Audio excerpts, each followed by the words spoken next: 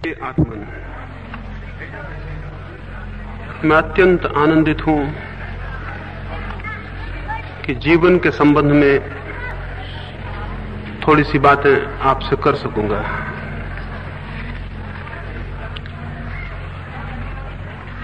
मनुष्य के जीवन में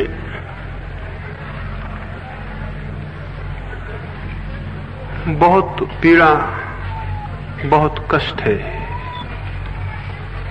ऐसा मनुष्य खोजना कठिन है जो ठीक से जी रहा हो।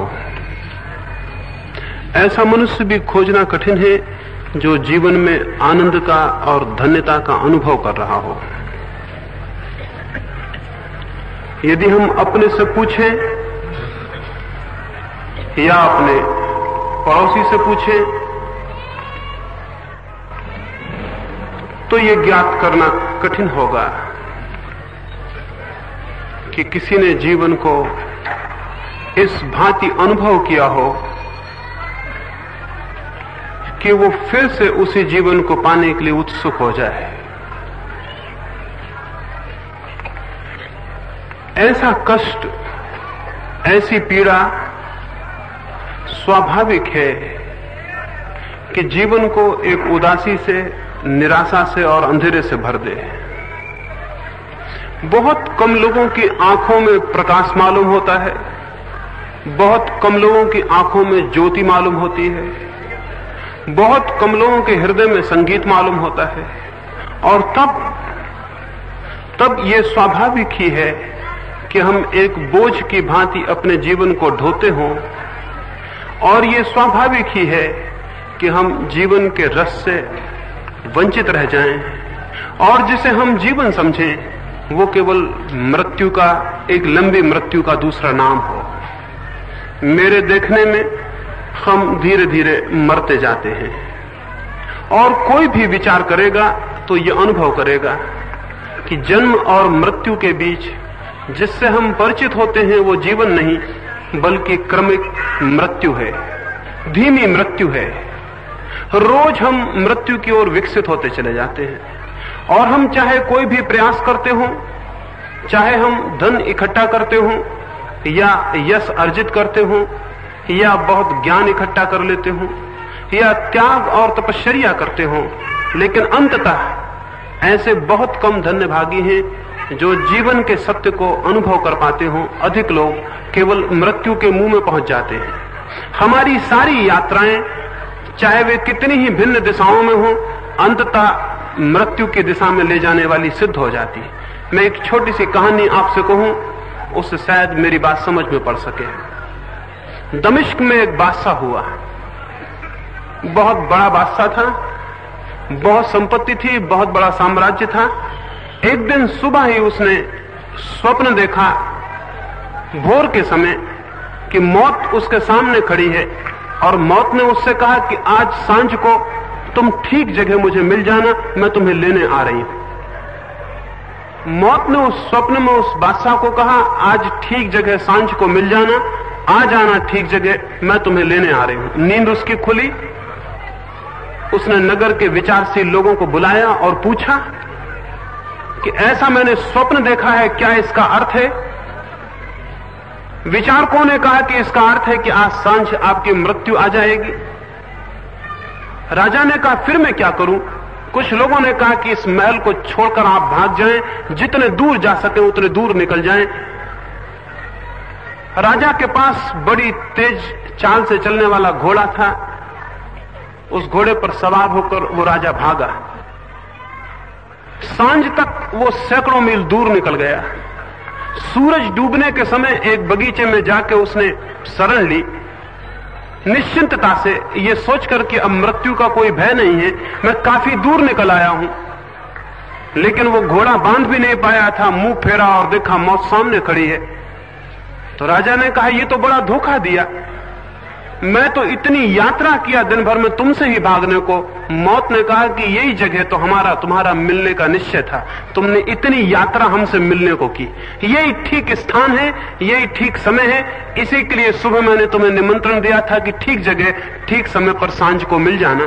तुम ठीक जगह आ गए हो। उस राजा ने सोचा कि मैं भाग रहा हूं मृत्यु से, लेकिन अंततः पाया कि वो मृत्यु में पहुंच गया है। हम सारे लोग भी भागते हैं शायद इस कल्पना में कि मृत्यु से बच जाएंगे और जीवन को अनुभव करेंगे, लेकिन अंततः पाते हैं कि मृत्यु के मुंह में पहुंच गए हैं और जीवन से वंचित रह जाते हैं। जीवन को अनुभव करना जीवन का उद्देश्य है। कोई पूछे कि जीवन का लक्ष्य क्या है, तो मैं कहूंगा जीवन को उसकी परिपूर्णता में अनुभव कर लेना।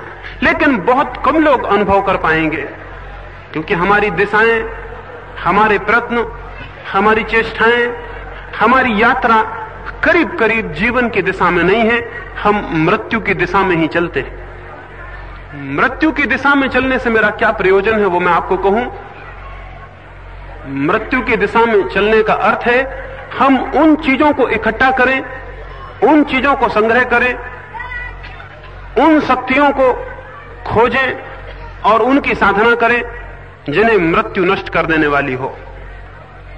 हम जो भी इकट्ठा करेंगे, जो भी संग्रह करेंगे या जो भी शक्ति उत्पादित करेंगे, यदि मृत्यु उसे छीन लेने को है तो हमारी सारी यात्रा व्यर्थ हो जाएगी और अंततः हम पाएंगे कि हाथ हमारे खाली हैं और हमारी कोई उपलब्धि नहीं है। हम जीवन में शरीर के लिए जो भी खोजते हैं, इकट्ठा करते हैं, वो शरीर के साथ ही समाप्त हो जाएगा। ये हमने बहुत बार सुना है। ये हमारे धर्म ग्रंथों ने, हमारे साधुओं ने, हमारे विचारशील लोगों ने बार बार कहा है कि शरीर के लिए हम जो भी इकट्ठा करेंगे वो शरीर के साथ ही छिन जाने वाला है। लेकिन फिर भी शरीर के अतिरिक्त और किसके लिए हम खोजें, किसके लिए प्रयास करें, उसका भी हमें दर्शन नहीं हो पाता। इसलिए ये बात केवल विचार होकर मन में रह जाती है, लेकिन जीवन में कोई क्रांति नहीं बन पाती, कोई आंदोलन हमारे हृदय में पैदा नहीं हो पाता। ये आंदोलन न पैदा होने का कोई कारण है, उस कारण के संबंध में भी आपसे मैं बात करूं और कैसे हम उस आंदोलन से गुजरकर एक आमूल परिवर्तन से स्वयं के सत्य को और जीवन के अर्थ को अनुभव कर सकते हैं, उस संबंध में भी बात करना चाहूंगा। हम सारे लोग कष्ट को तो अनुभव कर पाते हैं, लेकिन दुख को अनुभव नहीं कर पाते। साधारणतः हम कष्ट को और दुख को एक ही बात समझ लेते हैं, लेकिन कष्ट और दुख बड़ी अलग अलग बातें हैं। कष्ट के अनुभव का अर्थ है किसी अभाव का अनुभव, भोजन न हो, वस्त्र न हो, बीमारी हो या और कोई बात हो, तो जीवन में कष्ट का अनुभव होता है। लेकिन कष्ट का अनुभव दुख का अनुभव नहीं है। कष्ट का अनुभव होगा तो हम सुख की खोज करेंगे, उस कष्ट को मिटाने की चेष्टा करेंगे, और अधिकतम लोग कष्ट के अनुभव के कारण सुख की खोज करते हैं, धन की खोज करते हैं, यश की खोज करते हैं। ये कष्ट के अनुभव की उत्प्रेरणाएं हैं जिनसे हम सुख की खोज में जाते हैं। जिन लोगों को दुख का अनुभव होगा वे सुख का नहीं बल्कि सत्य का अनुसंधान करेंगे। जिन लोगों को दुख का अनुभव होगा वे लोग सुख का नहीं बल्कि आनंद का अनुसंधान करेंगे। और सुख और आनंद के अनुसंधान में दिशा का बुनियादी भेद है। महावीर को या बुद्ध को कष्ट का कोई अनुभव नहीं था, सब उनके पास था, जो भी सुख हो सकते थे उनके पास थे, इसलिए कष्ट की तो कोई प्रतीति नहीं हो सकती थी। फिर भी कोई बहुत गहरे दुख का उन्हें बोध हुआ। जब तक गहरे दुख का बोध न हो तब तक जीवन की खोज बहुत गहरे में प्रवेश नहीं कर पाती। और हम सारे लोग अधिकतर कष्ट को ही अनुभव करके समाप्त हो जाते हैं, दुख को अनुभव नहीं कर पाते।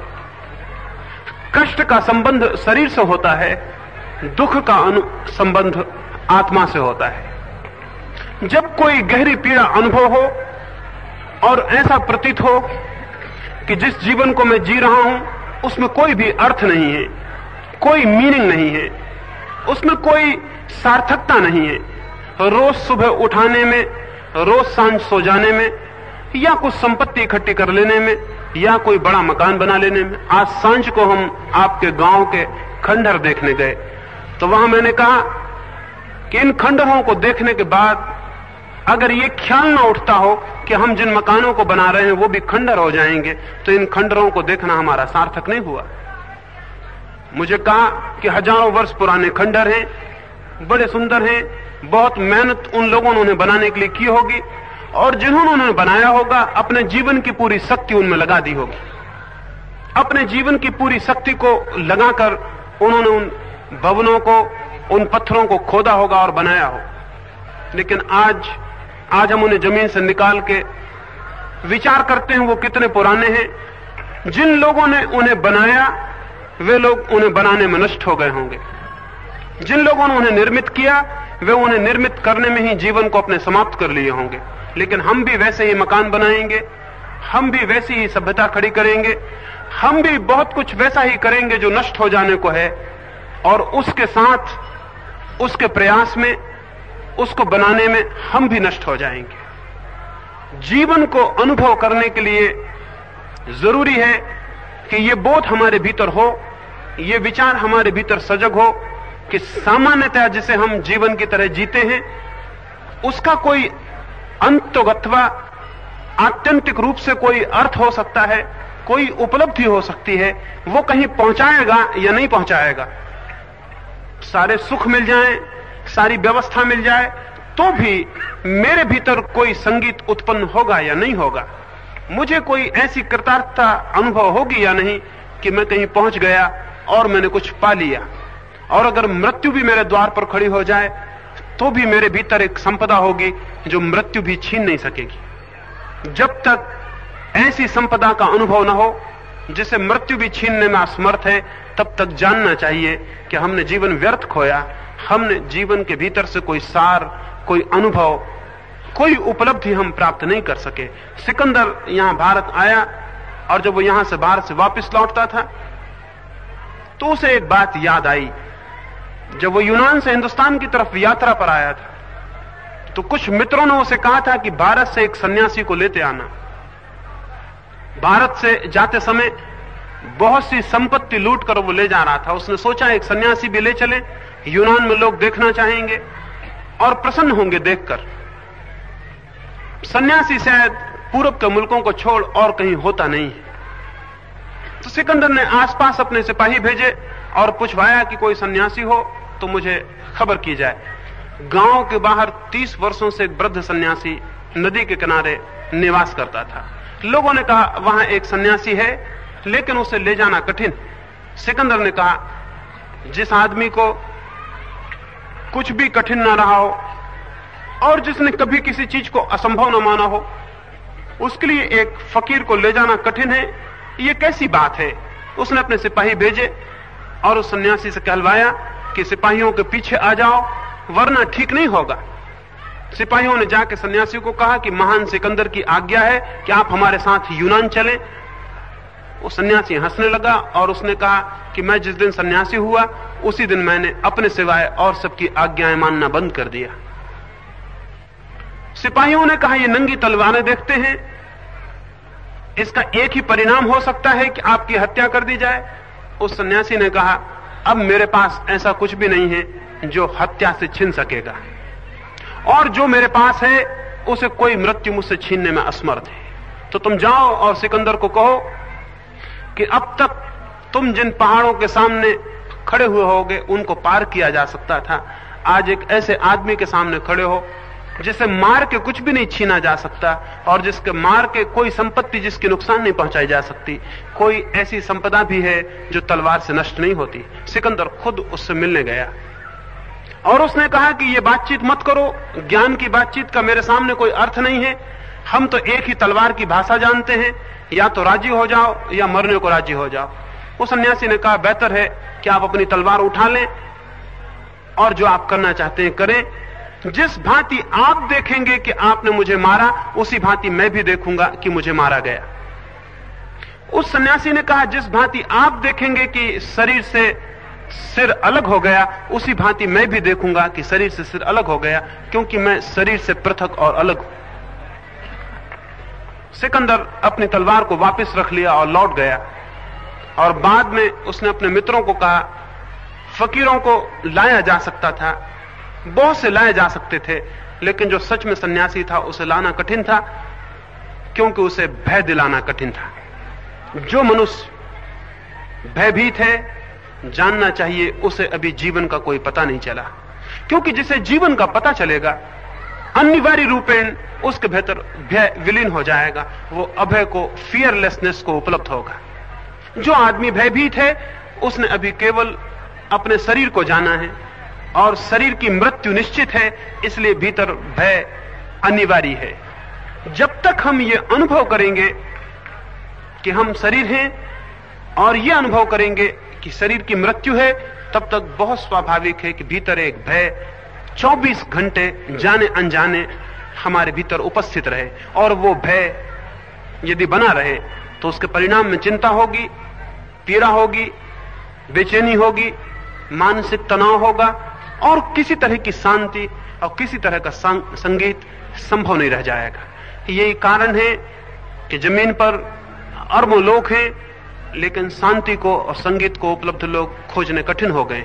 उनके भीतर एक भय है, हम सारे लोगों के भीतर एक भय है। अगर हम भीतर झांकेंगे तो हमें ज्ञात होगा हम सब भयभीत हैं, सब कप रहे हैं। किरकेगार्ड ने एक किताब लिखी है, और किताब का नाम रखा है ट्रेम्बलिंग। किताब का नाम रखा है कपना और घबराना। उसने लिखा कि हर आदमी अगर अपने भीतर झांक के देखेगा तो कप रहा है और घबरा रहा है, और इसी वजह से हम अपने भीतर देखना पसंद भी नहीं करते। हम पसंद करते हैं बाहर उलझे रहें। कोई आदमी दुकान में उलझा रहे, कोई आदमी किसी और काम में उलझा रहे, कोई आदमी मंदिर में उलझा रहे, कोई आदमी धन कमाने में उलझा रहे, कोई आदमी यश कमाने में उलझा रहे, लेकिन हम बाहर उलझे रहें, कहीं भीतर के कपते हुए मनुष्य का, घबराई हुई चेतना का हमें पता ना चल जाए। इसलिए हम एकांत से भी डरते, अकेले में हम नहीं रहना चाहेंगे। अभी मैं एक जगह ठहरा, एक पहाड़ी पर, एक बिल्कुल अकेली जगह थी। मैंने उस गांव के लोगों से कहा कि कौन कौन इस पहाड़ी पर अकेले में ठहरने को राजी होगा। वो बोले अकेले हम नहीं ठहर सकते, 10-20 लोग यहां हो तो हम यहां ठहर सकते। मैंने उनसे पूछा अकेले में ठहरने में भय क्या है? अगर बहुत गहरे में देखें तो अकेले में होने में डर है, क्योंकि अकेले में अपना सामना हो जाएगा, हम अपने को देख लेंगे, या अपने से कोई परिचय हो जाएगा।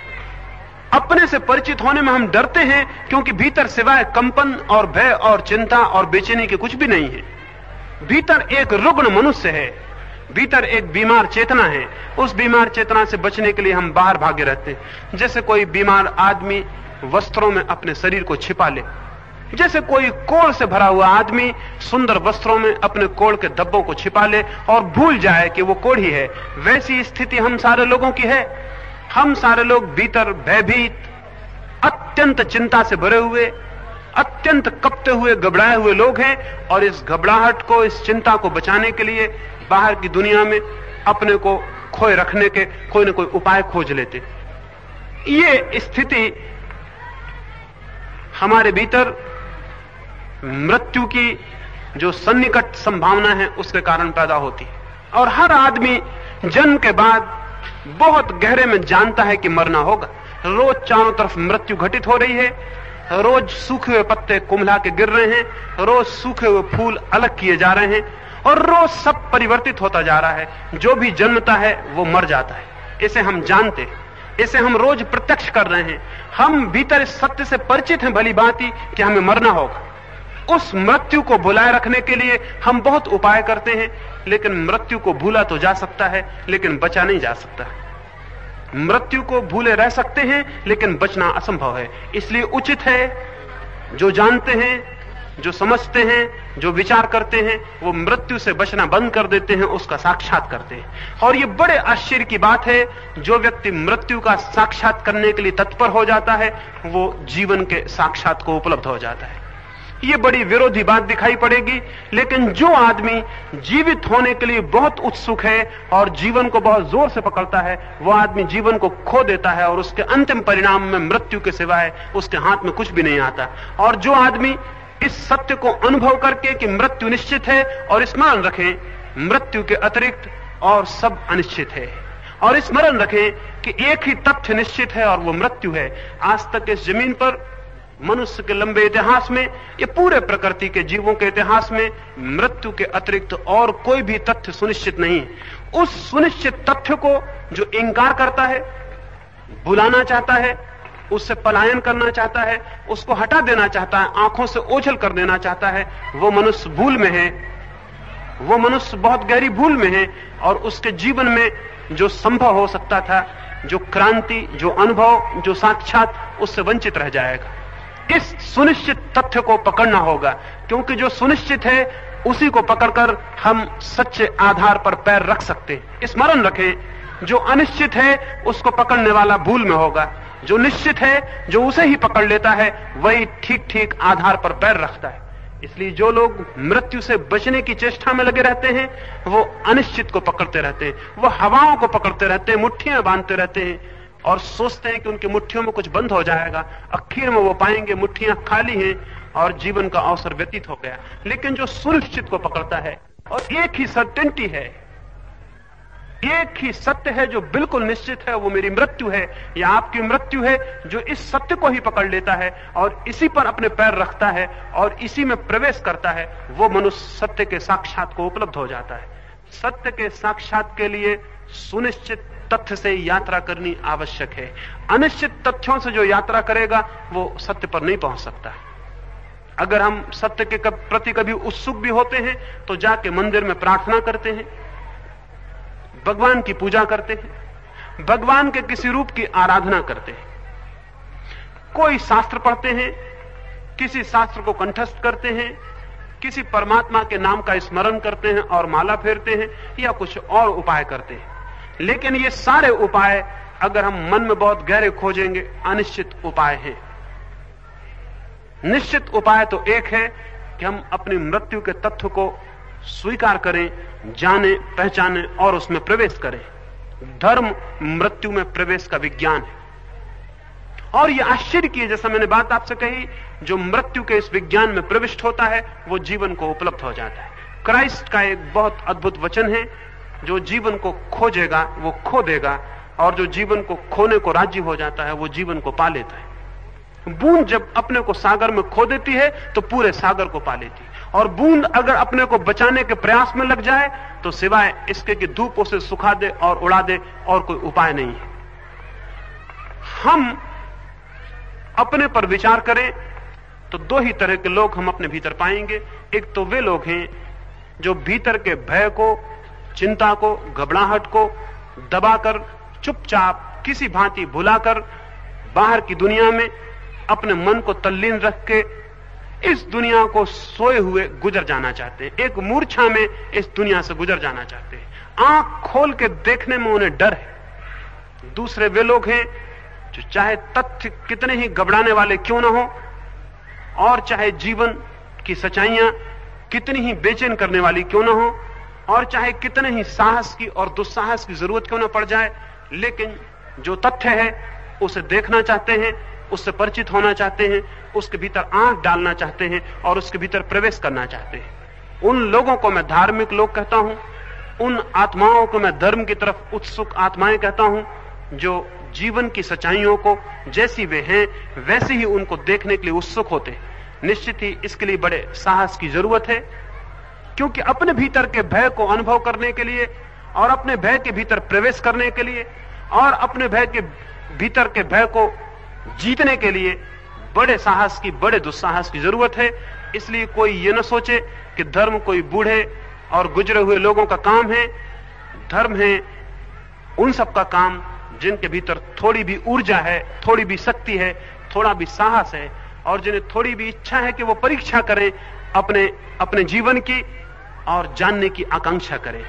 धर्म उनके लिए है जिनके भीतर जिज्ञासा है, जिनके भीतर इंक्वायरी है, जो खोजना चाहते हैं और जो मात्र जीने से संतुष्ट नहीं है। जो मात्र जीने से संतुष्ट है वो पशु के तल से ऊपर नहीं उठा, लेकिन जो जीवन को जानना भी चाहता है और बिना जाने जीवन को जीने से इंकार कर देगा, जो इस बात के बाबत सुनिश्चित होना चाहता है कि मैं क्यों हूं, मेरे होने का क्या अर्थ है, मेरे होने की क्या जरूरत है, मेरे होने का क्या प्रयोजन है, जो इस सत्य को खोजना चाहता है, और ऐसा कोई भी मन नहीं है जो किसी न किसी रूप में इस सत्य को न खोजना चाहता हो, क्योंकि बिना इस सत्य को खोजे हुए कोई सुनिश्चित नहीं हो सकता, कोई शांत नहीं हो सकता, कोई आनंद को उपलब्ध नहीं हो सकता। हम सारे लोग ही, चाहे दिशाएं हमारी गलत हों, किसी सुनिश्चित भूमि को खोजने के लिए लगे हुए, चाहे कोई धन खोज रहा हो, चाहे कोई और कुछ खोज रहा हो, लेकिन हमारी खोज बहुत गहरे में इसी बात के लिए है कि हम कोई ऐसी चीज पालें जो हमसे छीनी ना जा सके, हम कोई ऐसा आधार पालें जो हमारे पैर के नीचे से हटाया ना जा सके, हम कोई ऐसी सुनिश्चित भूमिका पर खड़े हो जाएं जो नष्ट ना हो सके। हम किसी न किसी रूप में कोई अमृत बिंदु पाना चाहते हैं और मृत्यु के ऊपर उठना चाहते हैं, लेकिन हम जो भी उपाय करेंगे वे उपाय ऐसे हैं कि मृत्यु उन्हें झूठा कर देती है, मृत्यु उन्हें नष्ट कर देती है। लाहौर के पास नानक एक गांव में गए, उनकी कहानी मुझे बड़ी प्रीतिकर है। वे गांव में ठहरे, उस गांव में जो सबसे बड़ा धनपति था उसने आके नानक के पैर छुए और नानक से कहा कि मेरे पास बहुत धन है, बहुत धन है, मेरा कोई पुत्र नहीं, मैं इस सारे धन को धर्म के काम में लगा देना चाहता हूं। नानक ने उसे नीचे से ऊपर तक देखा और उसने कहा, पहली तो बात तुम यही समझ लो कि धन का और धर्म का कोई संबंध नहीं है। तुम्हें अगर यह ख्याल है कि तुम्हारे पास बहुत धन है तो पहली तो यही अयोग्यता हो गई तुम्हारे धर्म को जानने की। और फिर जैसा मैं तुम्हें देखता हूं, मुझे लगता है तुम बिल्कुल निर्धन आदमी हो, तुम्हारे पास कुछ भी नहीं। उस आदमी ने कहा, मेरे कपड़ों पर न जाएं, मैं सीधा साधा आदमी हूं, लेकिन धन मेरे पास बहुत है, आप आज्ञा दें तो मैं दिखाऊं कि मेरे पास क्या है। नानक ने कहा, अब तुम जब मानते नहीं तो मैं एक छोटा सा काम तुम्हें देता हूं, इसे तुम कर लेना, फिर कोई बड़ा काम होगा तो मैं जरूर बताऊंगा। अगर ये काम हो गया तो बड़ा काम भी बताऊंगा, क्योंकि मुझे साबित हो जाएगा कि तुम्हारे पास शक्ति है, संपत्ति है। और नानक ने एक कपड़ा सीने की छोटी सी सुई निकाल के उस आदमी को दी और कहा, इसे संभाल कर रख लो और जब हम दोनों मर जाएं तो इसे वापस कर देना। वो आदमी बहुत हैरान हुआ होगा, नानक ने भी कैसी पागल बात कही, कैसे पागलपन की बात कही, मरने के बाद सुई को कैसे वापस किया जा सकेगा। माना कि सुई बहुत छोटी चीज है, मान लिया कि इससे और छोटी चीज खोजनी कठिन, लेकिन मौत के पार इसको ले जाना असंभव। पर वहां और भी लोग थे और उन सब के सामने नानक से कुछ कहना ठीक न समझ के वह आदमी वापस लौट गया। रात उसने मित्र इकट्ठे किए, उनसे पूछा, उनसे कहा कि मैं अपनी पूरी संपत्ति लगाने को राजी हूं, कोई रास्ता हो कि मैं सुई को पार ले जा सकूं, ताकि नानक के सामने यह सिद्ध हो जाए कि मेरे पास संपत्ति थी, मेरे पास शक्ति थी। मित्रों ने कहा, और सब हो जाए तुम्हारी संपत्ति से, इस सुई को मृत्यु के पार ले जाना कठिन, कुछ भी नहीं ले जाया जा सकता, मौत सब छीन लेगी। असल में मुट्ठी कैसी भी बांधी जाए, मुट्ठी इस पार रह जाएगी और मौत सब छीन लेगी। दूसरे दिन सुबह 4 बजे, जबकि कोई भी नहीं था, नानक के पास जाके उस आदमी ने सुई वापस कर दी और कहा कि मुझे क्षमा करें, मेरी संपत्ति की यह सामर्थ्य नहीं। तो नानक ने कहा, फिर तुम्हारी संपत्ति किस मूल्य की है और क्या उसका अर्थ है? जिस चीज को मृत्यु छीन लेगी, तुम उसी से मृत्यु से बचने की कोशिश में लगे हो तो भूल में हो। जिस चीज को मृत्यु छीन लेती है, उसी से हम मृत्यु के विरोध में अगर किला बना रहे हो तो हम पागल हैं। और जो मृत्यु नष्ट कर देगी, उसके ही द्वारा हम अपने भीतर सुनिश्चित होना चाहते हो और एक आधार खोजना चाहते हो, अमृत आधार खोजना चाहते हो, तो हम गलती में। नानक ने कहा, संपदा वही है जिसे मृत्यु जलाने में असमर्थ हो, जो मृत्यु की लपटों से बच जाए, वही केवल संपत्ति है। और निश्चित ही वही संपत्ति है जो छीनी ना जा सके। जो छीनी जा सके वो संपत्ति नहीं है, क्योंकि तब आप संपत्तिशाली नहीं हैं, केवल संपत्ति के आवरण में छिपे हुए दरिद्र भिखारी हैं। संपत्ति के वस्त्र हैं और भीतर भिखारी खड़ा हुआ है। और आज इसी वक्त आप भिखारी किए जा सकते हैं, संपत्ति छीनी जा सकती है, और मृत्यु तो निश्चित भिखारी कर देगी। और ये भी स्मरण रखें कि जो आदमी जितनी ज्यादा संपत्ति इकट्ठी करता जाता है, उतना ही उसका भिखमंगापन बढ़ता चला जाता है और उसकी मांग बढ़ती चली जाती है और उसका इकट्ठा करने का ख्याल बढ़ता चला जाता है। 5 हो तो 10 चाहिए, 10 हो तो 1000 चाहिए, 1000 हो तो और कुछ चाहिए। उसकी भिक्षा का कोई अंत नहीं है, उसकी भीख का कोई अंत नहीं है। एक हिंदू सन्यासी अमेरिका में था और हमेशा अपने को बादशाह कहता था। जब भी कोई पूछता तो अपने को हमेशा बादशाह कहता। अमेरिका का प्रेसिडेंट 1920 में उससे मिलने आया। अमेरिका के प्रेसिडेंट ने उससे कहा कि यह कैसी बात है कि तुम अपने को बादशाह कहते हो, तुम्हारे पास लंगोटी की सिवाय कुछ भी नहीं है। तो सन्यासी ने कहा कि इसलिए अपने को बादशाह कहता हूं क्योंकि मेरी कोई मांग नहीं है, मैं भिखारी नहीं हूं, मेरी इस दुनिया से कोई भी मांग नहीं है।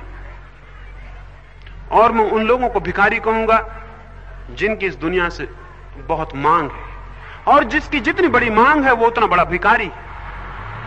संपत्ति को हम कितना ही खोजें, हमारा भिखमंगापन मिटता नहीं है, केवल ढक जाता है। संपत्ति के वस्त्रों में, यश के वस्त्रों में, बड़े पद के वस्त्रों में, बड़ी महत्वाकांक्षाओं में हम भूल जाते हैं कि हम भिखारी हैं, लेकिन भिखारी भीतर जिंदा रहता है। जरा ही हम अपने वस्त्रों को फाड़ कर देखें, हम पाएंगे भीतर भिखारी मौजूद है, कप रहा है, घबरा रहा है। उसके पास कोई संपदा नहीं है, वो बिल्कुल निर्धन है। इसलिए ये देखने में आया, मनुष्य के अनुभव में आया कि ऐसे संपदाशाली हमने देखे जिनके पास कुछ भी नहीं था, और ऐसे भिखमंगे देखे जिनके पास सब कुछ था। बुद्ध एक गांव में गए। उस गांव के राजा ने अपने वजीरों से सलाह ली कि बुद्ध आते हैं तो मैं उनका स्वागत करने गांव के बाहर जाऊं या न जाऊं। उनके एक वजीर ने कहा, आपका जाना शोभा युक्त नहीं। एक भिखमंगा गांव में आता हो और एक बादशाह उसका स्वागत करने जाए, ये बात कुछ ठीक नहीं। ये बात उस दरबार का जो पहरेदार था, एक बूढ़ा पहरेदार था, गरीब आदमी, वो ये बात सुन के हंसने लगा। तो उस राजा ने उससे पूछा कि तुम हंसे क्यों? ये बात अशोभन थी, शिष्टाचार के विरोध में थी कि एक दरबान हंस दे राज दरबार की बात सुन के। उस बूढ़े आदमी ने कहा, मुझे हंसी आ गई। मुझे हंसी इसलिए आ गई कि जो आ रहा है उसके पास बहुत संपत्ति है, और आप जो सोच रहे हैं कि मैं राजा हूं, मैं कैसे उसके स्वागत को जाऊं, आप भ्रांति में हैं और गलती में। अगर मुझसे पूछते हैं तो धनवान वो है और निर्धन आप हैं, और उचित है कि आप जाएं और उस दिखने वाले निर्धन का स्वागत करें जो कि वस्तुतः धनवान है। राजा ने पूछा, ऐसा तुमने किस हिम्मत से कहा? तो उस बूढ़े आदमी ने कहा कि जो तुम्हारे पास है उससे बहुत ज्यादा उनके पास था, लेकिन वो उनको व्यर्थ दिखाई पड़ा। वो उन्हें व्यर्थ दिखाई पड़ा, उसमें उन्हें संपदा नहीं मालूम हुई। संपदा कहीं और दिखाई पड़ी, उसकी वो खोज में गए और उसको पाके लौट रहे हैं। अब उनकी खोज समाप्त हो गई है, अब उन्हें पाने को कुछ भी शेष नहीं रह गया। संपत्ति केवल वही है जिसे पाने के बाद फिर पाने को कुछ शेष न रह जाए, और जो संपत्ति पाने से और संपत्ति की आकांक्षा बढ़े, वो संपत्ति नहीं है, विपत्ति है। जिससे और भिखमंगापन बढ़ता चला जाए, वो कोई उपलब्धि नहीं है, वो कोई पाना नहीं है, वो कोई प्राप्ति नहीं है। प्राप्ति वो है जिसे पा लेने पर फिर और पाने का प्रश्न न रह जाए। अगर मुझे प्यास लगे और मैं पानी पीऊं और पानी पीने से और प्यास बढ़ती चली जाए, तो उस पानी को हम पानी कहेंगे, या कि उसे और प्यास को बढ़ाने वाली बीमारी कहेंगे? तो पानी तो वही है जिसे मैं पीऊं और मेरी प्यास बुझ जाए। क्राइस्ट एक गांव से गए, उन्हें प्यास लगी, उन्होंने एक कुएं पर पानी भरती एक स्त्री से कहा कि मुझे पानी पिला दो। उस स्त्री ने उन्हें देखा, वो दूसरे गांव के थे, दूसरी जाति के थे। उसने कहा, क्षमा करें, हम दूसरी गांव के, दूसरी जाति के लोगों को पानी नहीं पिलाया करते। तो क्राइस्ट हंसने लगे और उसने कहा कि पागल, तू जो पानी पिलाएगी उस पानी को पी लेने के बाद फिर प्यास लगाती है, लेकिन एक पानी हम भी पिलाते हैं जिसको पिलाने के बाद फिर कोई प्यास नहीं लगती। तो तेरे बहुत सस्ते पानी के बदले में हम उस पानी की बात भी तुझे बता देंगे, उसके मार्ग, उसकी चर्चा भी करेंगे, जिसको पी लेने के बाद फिर कोई प्यास नहीं लगती। ऐसा पानी है जिसे पीने के बाद फिर प्यास नहीं लगती, और ऐसी संपदा है जिसे पाने के बाद फिर और संपदा पाने का ख्याल नहीं रह जाता, और एक ऐसा जीवन है जिसे पाने के बाद मृत्यु का भय विलीन हो जाता है। उसको पाने का मार्ग धर्म है। तो धर्म से मेरा अर्थ कोई जैन, हिंदू, मुसलमान, ईसाई से नहीं है। धर्म से मेरा अर्थ है जीवन के सत्य को पाने का मार्ग। एक दौड़ जो हमें बाहर ले जाती है, वो कभी भी हमें उस तक नहीं पहुंचा पाती, उस संपदा तक जिसकी मैं बात कर रहा हूं। लेकिन एक और गति भी है, अपने भीतर जाने की गति भी है। और अगर हम अपने भीतर जा सकें, इस क्षण भी अगर हम आंख बंद करें और अनुभव करें, तो हम में से शायद ही कोई ये कह सके कि मैं शरीर हूं। ऐसा आदमी आज तक नहीं पैदा हुआ जिसने सच में आंख बंद की हो और भीतर देखा हो और अनुभव किया हो और जो ये कह दे कि मैं शरीर हूं। रात आप गहरी नींद में सो जाते हैं, शरीर का तो पता भी नहीं रहता। आप तो होते हैं लेकिन शरीर का कोई पता नहीं रह जाता। जब बहुत गहरी नींद होती है तो आपको अपने नाम का भी पता नहीं रह जाता। आपको यह भी पता नहीं रह जाता कि आप धनवान हैं कि निर्धन हैं कि ज्ञानी हैं कि अज्ञानी हैं कि सन्यासी हैं कि ग्रस्त हैं। आप कौन हैं इसका भी पता नहीं रह जाता। आप तो होते हैं लेकिन ये सारी बातें ऊपर छूट जाती हैं। आप किसी भीतर के केंद्र पर पहुंच जाते हैं जहां इनकी कोई भी खबर नहीं। अगर आपको बेहोश कर दिया जाए और आपके हाथ पैर काट डाले जाएं तो आपको उनका भी पता नहीं चलता। आप होते हैं लेकिन उनका कोई पता नहीं चलता। मनुष्य का होना उसके शरीर के होने से भिन्न है। मनुष्य की सत्ता, जीवन की सत्ता उसकी देह की सत्ता से बहुत भिन्न और बहुत ऊपर और बहुत पृथक बात है। यदि हम भीतर चलें, और भीतर हम तभी चल सकते हैं जब हमें ये एक भ्रम हमारा टूट जाए कि बाहर कुछ पाने जैसा है। जिस आदमी का ये भ्रम कायम है कि मैं बाहर कुछ पालूंगा, इसको मैं संपत्ति का भ्रम कहता हूं, चाहे वो संपत्ति किसी रूप की हो। जिस आदमी को यह भ्रम कायम है कि बाहर मैं कुछ पालूंगा, वो भीतर की यात्रा नहीं कर सकता। यह भ्रम टूटना चाहिए और यह भ्रम टूट सकता है। अगर हम आंख खोलें और चारों तरफ जीवन को देखें तो यह भ्रम टूट सकता है। यह टूटेगा अगर हमारी आंख खुली हो। और यदि हमारा यह भ्रम टूट जाए, और यह सबसे बड़ी घटना है, सबसे सौभाग्य की, कि किसी आदमी का यह भ्रम टूट जाए कि बाहर कुछ भी पाया जा सकता है जो कि सुनिश्चित आधार बन सके। चारों तरफ आप देख रहे हैं, बाहर का सब पाना छूट जाता है, मनुष्य रिक्त, नष्ट हो जाता है। यह अगर आपके मन में गहरा प्रविष्ट हो जाए तो बाहर की दौड़ एक नया रूप, एक नई दिशा ले लेती है। और वो दौड़ और दिशा यह होती है कि मैं अपने भीतर खोजूं। यदि बाहर कोई भी उपाय नहीं है सत्य को, सच्चाई को, वास्तविक को, सुनिश्चित को, अमृत को या अनंत को पाने का, तो मैं भीतर झांकूं। दो ही तो दिशाएं हैं, एक तो बाहर का जगत है और एक भीतर जगत है। बाहर का भ्रम टूट जाए तो भीतर की यात्रा शुरू होती। याज्ञवल्क्य एक ऋषि हुआ, छोड़कर जा रहा था घर को। बहुत धन उसने इकट्ठा किया था, बहुत बड़ा विवादी था, बहुत बड़ा पंडित था, बहुत बड़े बड़े विवाद उसने जीते, बहुत बड़े बड़े पुरस्कार जीते, और उसने अपने आश्रम में बहुत सोने के अंबार लगा दिए। विवाद में उसकी अद्भुत कुशलता थी, पांडित्य उसका बड़ा था, जहां भी गया वहीं से विजयी होकर लौटा। लेकिन जीवन के अंत में उसे पता चला कि इस विजय के धोखे में बहुत बड़ी हार हो गई। एक विवाद से लौट रहा था, तब उसे ज्ञात हुआ एक बहुत बड़े राजा ने एक बहुत बड़ा विवाद आयोजित किया था और कहा था कि जो पंडित वहां इकट्ठे पंडितों के सारे प्रश्नों के उत्तर दे देगा, उसे 1000 गौएं जिनके सींगों पर स्वर्ण मढ़ा था और जिनके ऊपर वस्त्र डाले गए थे, जिनमें हीरे मोती लटकाए गए थे, वो उसे भेंट में मिल जाएंगी। वो 1000 गौएं उस राजा ने द्वार पर खड़ी कर रखी थी राजमहल के। लाखों रुपए उन गौओं पर लटका दिए गए थे और हजारों पंडित पूरे देश से इकट्ठे हुए थे। उन पंडितों के बीच किसी की हिम्मत भी ना थी कि खड़ा हो और कहे कि मैं दावा करता हूं विवाद में प्रतियोगी होने का। याज्ञवल्क्य सबसे पीछे पहुंचा, उसके साथ उसका एक शिष्य था। उसने द्वार पर जाकर कहा कि देखो गौएं धूप में खड़े खड़े थक गई हैं, पहले तुम इन्हें घर ले जाओ, विवाद हम बाद में कर लेंगे। उसने कहा पहले तुम इन्हें घर ले जाओ, पुरस्कार पहले ले जाओ, विवाद हम बाद में कर लेंगे। ऐसा आश्वस्त था और उसका शिष्य गौएं खदेड़ कर घर ले गया। और सारे पंडित देखते खड़े रह गए कि उनकी हिम्मत ना हो रही थी कि कौन प्रतियोगी हो। और यह आदमी पीछे आया, उसने गौएं पहले भेज दी और उसने राजा से कहा चिंता ना करें, विवाद हम बाद में जीत लेते हैं। विवाद जीत के वो घर लौटा। लेकिन घर लौट के उसे एक अद्भुत कुछ बात ख्याल में आई उसे लगा कि कितना ही मैं विवाद जीत लूं, सत्य का तो मुझे पता नहीं। विवाद तो मैं जीत आया, लेकिन सत्य का मुझे पता नहीं। और धन तो मैंने बहुत बटोर लिया, लेकिन उस धन की मुझे आज तक कोई सुगंध भी नहीं मिली जो मुझसे छीना ना जा सके। घर पहुंचते पहुंचते वो उदास हो गया। उसकी पत्नी ने पूछा, उसकी 2 पत्नियां थीं, उन्होंने पूछा कि इतने उदास क्यों हो?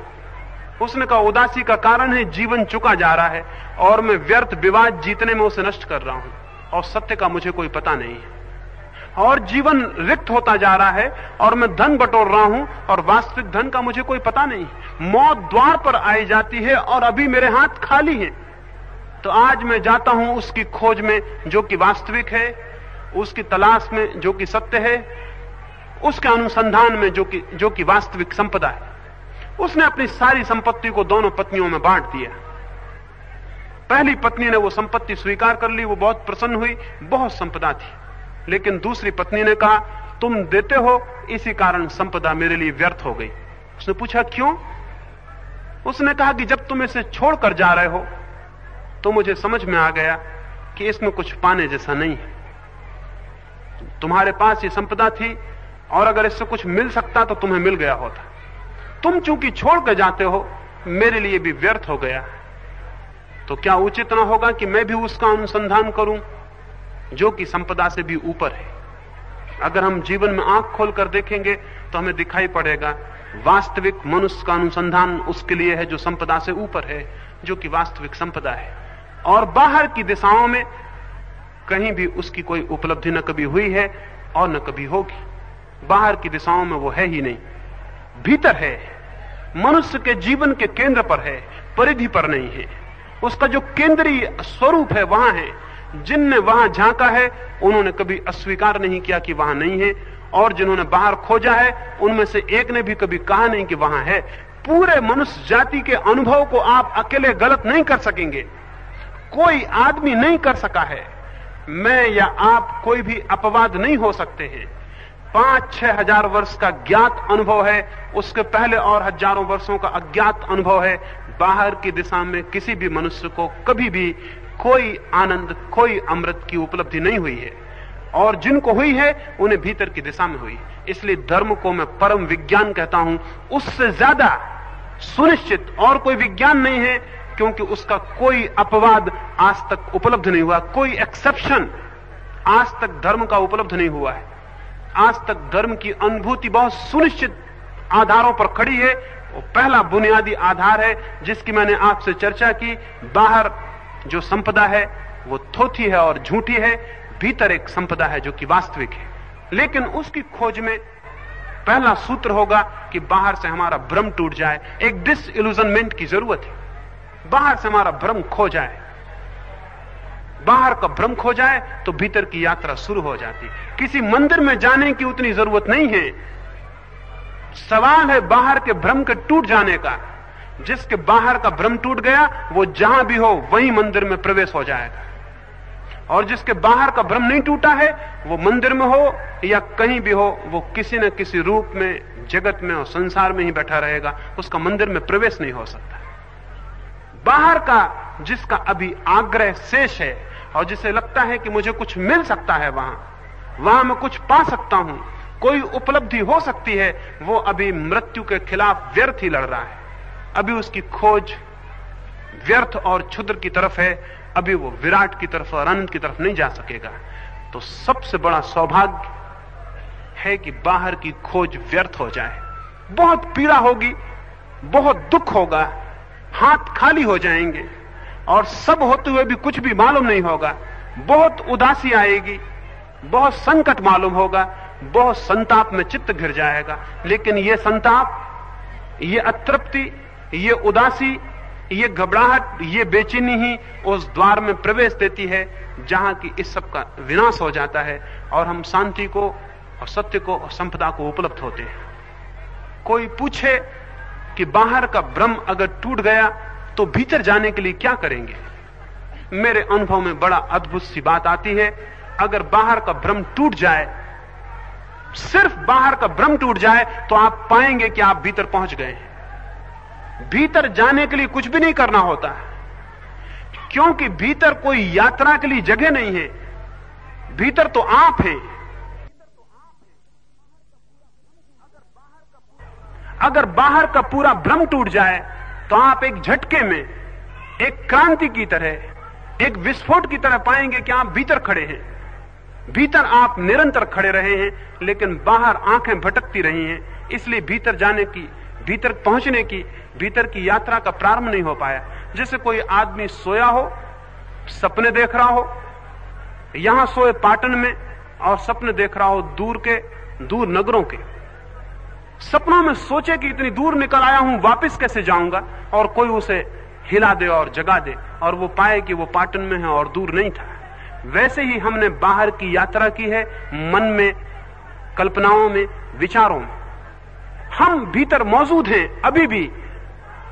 कोई कहीं भी हो, वो अपने भीतर को खो नहीं सकता, वो अपने अंत सत्व को खो नहीं सकता, वो अपने स्वरूप को खो नहीं सकता। लेकिन बाहर की कल्पना है, स्वप्न है, विचार है, अगर इनका भ्रम टूट जाए तो वो हड़बड़ा के पाएगा कि वो भीतर खड़ा है।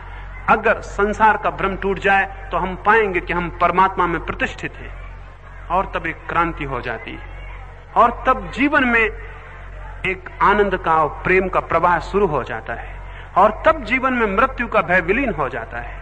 और जहां भय विलीन है वहां चित्त मुक्त है, और जहां भय शून्य है वहां चित्त परमात्मा में संलग्न है, और जहां भय शून्य है, जहां मृत्यु विसर्जित हो गई, वहां हम अमृत में खड़े।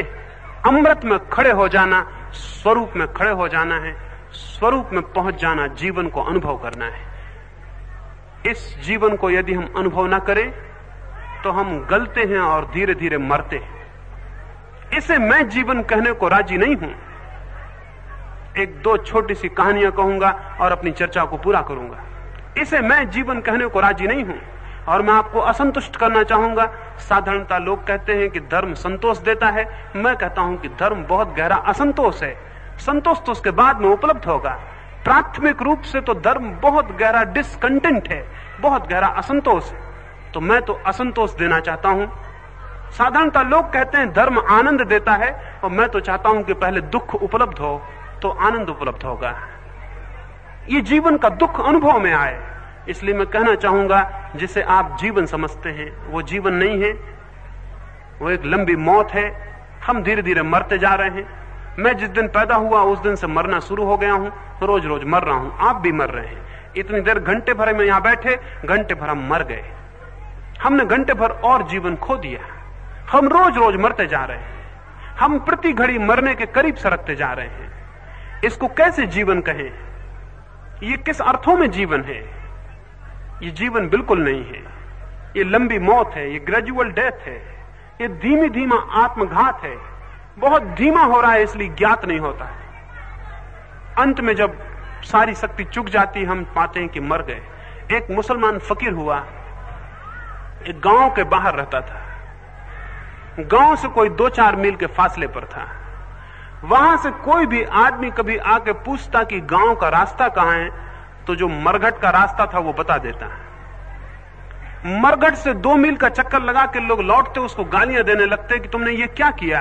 कई बार तो लोगों ने आकर उसको चोट कर दी कि तुम कैसे पागल आदमी हो, मरघट में भेज दिया। पर वो कहता है कि जहां तक मेरी समझ है, जिसको तुम बस्ती कहते हो उसको मैं मरघट कहता हूं, क्योंकि वहां सब मरने वाले लोग इकट्ठे हैं जो आज नहीं कल मर जाएंगे। वहां सब मुर्दे इकट्ठे हैं जिनकी तारीखें तय हैं। कोई आज किसकी तारीख होगी, किसी की परसों होगी, किसी की साल भर बाद होगी, किसी की 2 साल बाद होगी। वहां तो मुर्दे बसे हैं, वहां बस्ती कहां है। लेकिन जो मरघट है, वहां जो बस गए हैं वो कभी नहीं उजड़ते, वो बसे ही हुए हैं, वहां से कोई मरता नहीं। इसलिए वो कहने लगा था फकीर कि मैं उसको तो बस्ती कहता हूं मरघट को, और बस्ती को मरघट कहता हूं। इसलिए मैंने तुम्हें गलती बता दिया, अपनी तरफ से तो ठीक बताया। अब तुम्हारी जहां मर्जी हो, अगर तुम्हें तुम्हारी बस्ती में जाना है तो इस तरफ है, और अगर मेरी बस्ती में, जिसे मैं बस्ती समझता हूं, और निश्चित ही जो हमें जानते हैं वो कहेंगे कि हम मरघट में हैं, हम सब मुर्दा हैं और मरने की राह देख रहे हैं। लेकिन इसको हम जीवन समझते हैं तो भ्रांति हो जाती है। इसको ही जीवन समझ लेना अधर्म है, और फिर इस अधर्म से सारा अधर्म पैदा होता है। लेकिन बुनियाद में अधर्म यह है कि हम इसे जीवन समझ लें। ये जीवन नहीं है, ये बोध असंतोष है, ये बोध दुख है, ये बोध पीड़ा है। ये बोध जितने लोगों में बढ़ जाए उतने जगत में धर्म का विकास होगा। कोई गीता और कुरान और महावीर और बुद्ध की वाणी फैला देने से विकास नहीं होगा। विकास होगा इस बोध को फैला देने से कि जिसे हम जीवन समझे हुए हैं, ये जीवन नहीं है। और अगर ये घबराहट हमारे भीतर बैठ जाए कि जीवन नहीं है, तो खोज शुरू हो जाएगी कि जीवन क्या है। अगर मुझे ज्ञात हो जाए कि जिस मकान में मैं बैठा हूं उसमें आग लगी है, तो क्या मैं पूछूंगा, लोगों से पता लगाऊंगा कि आग लगी है? क्या मैं सोचूंगा कि बाहर निकलूं या ना निकलूं? क्या मैं किताबें पढ़ूंगा, ग्रंथ पढ़ूंगा, गुरुओं के पास जाऊंगा पूछने कि बाहर निकलने का मार्ग क्या है? अगर मुझे ज्ञात हो जाए कि भवन में आग लगी है, तो मैं सब छोड़ के भवन के बाहर निकलने की प्राणपण से चेष्टा करूंगा, मैं बाहर निकल जाऊंगा। अगर हमें दिखाई पड़ जाए कि जिसे हम जीवन समझ रहे हैं वो लपटें लगी हुई मृत्यु से ज्यादा नहीं है, तो बाहर निकलने की एक तीव्र आकांक्षा पैदा होगी, एक अभीप्सा पैदा होगी कि हमारी सारी शक्ति वहां इकट्ठी हो जाएगी और हम उसके ऊपर उठना चाहेंगे। और उस शक्ति के इकट्ठे होने से, उस अभीप्सा से मनुष्य का भीतर प्रवेश होता है, और जो अपने द्वार भीतर के खोल लेता है, कोई बाहर का जीवन उसके लिए बंद नहीं हो जाता, लेकिन जो भीतर के द्वार खोल लेता है वो भीतर जीता है। प्रतिक्षण बाहर होते हुए भी भीतर जीता है, वो प्रतिक्षण बाहर काम करते हुए भी भीतर बना रहता है। उसकी उपस्थिति परमात्मा में होती है, उसका कर्म जगत में होता है। वो कोई छोड़ के भाग नहीं जाता, भागने का कोई कारण नहीं है। जब तक जीवन है तब तक कर्म है, जब तक जीवन है तब तक कर्म रहेगा ही। लेकिन अभी कर्म ही सब कुछ है और चेतना कुछ भी नहीं, तब चेतना सब कुछ होती है और कर्म केवल उसकी अभिव्यक्ति रह जाती है, उसके आनंद की, उसके प्रेम की। तब कर्म सेवा बन जाता है। वैसा व्यक्ति जो भीतर प्रतिष्ठित होता है, बाहर के जगत में सेवा और प्रेम और सारे कर्म उसके अनासक्त हो जाते हैं, और तब वो जान पाता है अर्थ को, तब वो जान पाता है अभिप्राय को, और तब वो धन्यता अनुभव करता है। तब उसके हृदय से प्रार्थना उठती है परमात्मा के लिए, धन्यवाद के लिए, थैंक्स गिविंग के लिए, कि वो धन्यवाद दे कि कितना अमृत जीवन, कितने आनंद का, कितना संगीत उसके भीतर है। उसके लिए वो धन्यवाद करे। प्रार्थना मांगना नहीं है, बल्कि धन्यवाद है। धन्यवाद है उसके लिए जो मिला है, धन्यवाद उसके लिए जो मैं हूं। तो धार्मिक चेतना धन्यवाद करती है, और जो चेतना धन्यवाद नहीं कर पाती वो चेतना व्यर्थ है। उसने कुछ पाया नहीं, इसलिए धन्यवाद का कोई मौका नहीं है। जिस चेतना में ग्रेटिट्यूड नहीं मालूम होगा, और मालूम भी कैसे होगा, कृतज्ञता कैसे मालूम होगी, जब तक कि मुझे लगे ही ना कि मेरे पास कुछ है। उस कुछ की प्रेरणा पैदा होनी चाहिए, प्यास पैदा होनी चाहिए। जो जहां है, जैसा भी है, अपने भीतर के जगत के प्रति एक उत्सुकता जागनी चाहिए। और इसका कोई धर्म से संबंध नहीं है, किसी संप्रदाय से संबंध नहीं है, किसी मंदिर और मस्जिद से संबंध नहीं है। क्योंकि मंदिरों ने, मस्जिदों ने, धर्मों ने, संप्रदाय ने तो मनुष्य को परमात्मा से तोड़ने के लिए और दीवारें खड़ी कर दी, मनुष्य को मनुष्य से तोड़ दिया। इसका संबंध तो मनुष्य के आंतरिक स्वरूप से है, उस वास्तविक धर्म से है जो सभी धर्मों का प्राण है, उस वास्तविक सत्य से है जो कि जिनने कभी भी कुछ जाना है उन सब की अनुभूति में प्रकट हुआ है।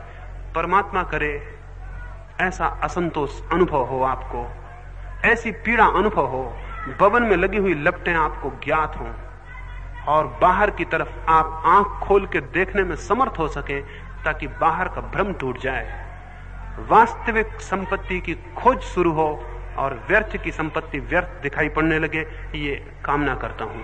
मेरी बातों को इतने प्रेम और शांति से सुना है, उससे ऐसा मुझे लगता है कि कहीं ना कहीं हमारे भीतर कोई प्यास है, कहीं ना कहीं हमारे भीतर कोई आकांक्षा है, कहीं ना कहीं कोई बीज है जिसको अगर ठीक ठीक मौका मिले, ठीक ठीक पानी मिले, भूमि मिले, प्रकाश मिले, तो वो जरूर अंकुरित हो सकता है। और बीज तब तक पीड़ा अनुभव करेगा जब तक कि वो वृक्ष न बन जाए, उसमें फूल ना आ जाएं और फल ना लग जाएं। पर मनुष्यों के बीज नष्ट हो जाते हैं और उनमें बहुत कम में फूल लग पाते हैं, फल लग पाते हैं। महावीर या बुद्ध या कृष्ण और क्राइस्ट इसी तरह के मनुष्य हैं जिनके बीज पूरे हो गए और जिनमें फूल लगे और फल लगे और जिनसे गंध फैली और सुवास फैली और उनका जीवन एक नृत्य बन गया और एक संगीत बन गया और हजारों लोगों के हृदय में भी उसकी प्यास जगी। जब तक हमारे जीवन में भी वैसी घटना न घट जाए, हम अपने बीज को जब तक पूरा न फैला लें। और क्या है बीज? अगर मनुष्य बीज है तो उसका पूरा वृक्ष हो जाना परमात्मा का हो जाना है। मनुष्य के भीतर बीज है परमात्मा होने का, और जब तक हम परमात्मा ना हो जाएं तब तक यात्रा अधूरी है और हम बीच में अटके हैं, और हमारा बीज तड़फेगा और परेशान होगा और पीड़ा अनुभव करेगा, क्योंकि उसमें अंकुर फूटना चाहिए, अंकुर फैलना चाहिए और वो पूरा होना चाहिए। पूर्ण होकर तृप्ति मिलती है और पूर्ण होकर शांति मिलती है और पूर्ण होकर अर्थ अभिप्राय उपलब्ध होता है। परमात्मा करे उस पूर्णता की तरफ प्यास को जगाए, परमात्मा करे उस पूर्णता की तरफ हमारे असंतोष को जगाए, उसकी कामना करता हूं। और मेरी बातों को इतने प्रेम और शांति से सुना है उसके लिए बहुत बहुत धन्यवाद करता हूं। सब तरफ अपने मन को खोलें और जहां से भी प्यास को जगाने को कुछ भी आ सके उसे आने दें, और जहां से भी आपके बीज को बेचैन करने को और आंदोलित करने को कुछ आ सके उसे आने दें। मन के द्वार खोलें, हम सबके द्वार मन के बंद हैं और कुछ भी उसमें आना बंद हो गया है, उसे खोलें और मन के भीतर आने दें। जगत ही, संसार का अनुभव ही हमारे भीतर उस उत्कंठा को पैदा करता है जो परमात्मा तक ले जाती है। अंत में सबके भीतर बैठे परमात्मा को प्रणाम करता हूं। प्रभु करे सबके भीतर के बीज विकसित हों, परमात्मा तक पहुंचे।